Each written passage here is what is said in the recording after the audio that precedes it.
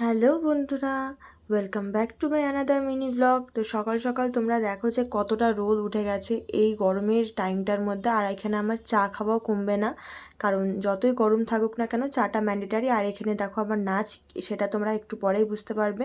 আর এখানে যখন আমার ভাই রান্না করছে, নিশ্চয়ই কোনো একটা স্পেশাল ব্যাপার কিছু হবে। সেটা এই যে তোমরা দেখে নাও, আজকে আমার সোনামা চলে এসছে। সোনামার সাথে সোনামা বাড়িতে ঢুকতে ঢুকতে এখানে একটু আমি আর আমার সোনামা ও আমার মা মিলে একটু লুকোচুরি খেলছিলাম। যেহেতু ও আসছিল, ওকে আমরা ভয় দেখাচ্ছিলাম। তো ও যেহেতু আমার ভাইকে খুবই ভয় পায়, ওকে ভয় দেখিয়ে দেখিয়ে আমরা ওকে খাওয়াচ্ছিলাম। তারপরে ও খুব কান্নাকাটি করতে করতেই আমরা ভাবলাম না, ওকে একটু ভোলাতে হবে, না হলে ওকে এবার রাখা খুবই মুশকিল।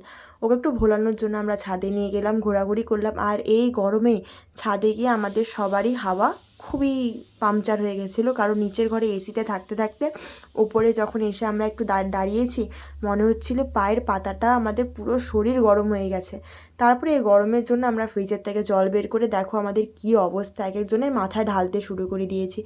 তার কিছুক্ষণের পরে যেহেতু আমাদের লাঞ্চের টাইম হয়ে গেছে, তারপরে আমরা এখানে কিছুক্ষণ লাঞ্চ ফাঞ্চ করে দেখো এসির মধ্যে সবাই এখানে প্ল্যাটফর্মের মতো অবস্থা হয়ে গেছে, যে যেখানে পারছি আমরা শুয়ে পড়েছি।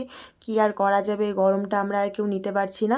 তো ঘুম থেকে উঠেই দেখো আমার সোনামা এটা কী করছে। যেহেতু আমার বোনকে জ্যাক খুবই ভালোবাসে আমাদের বাড়িতে সব থেকে বেশি, তাই ও ওর আদরটা কাউকে ভাগ করতে দিতে চায় না। ওকে আদর করছে দেখে আর এখানে জ্যাক চিল্লাচিল্লি করছে। আর এখানে এখন আমি আমার সোনামাকে খাইয়ে দেবো। So then tata, bye bye, good night.